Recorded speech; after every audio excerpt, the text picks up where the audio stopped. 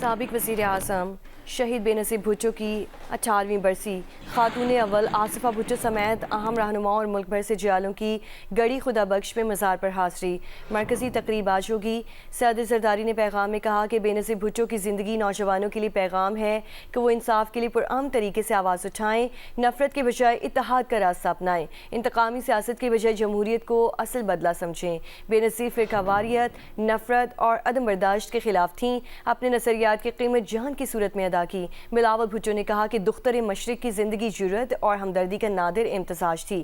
Be be معصوموں کی امید اور آمریت، انتہا پسندی و عدم برداشت کے خلاف مزاحمت کی ناقابل تسخیر علامت تھیں۔ بے نظیر بھٹو جمہوریت کی جدوجہد میں آخری دم تک ثابت قدم رہیں، یہاں تک کہ جام شہادت نوش کیا۔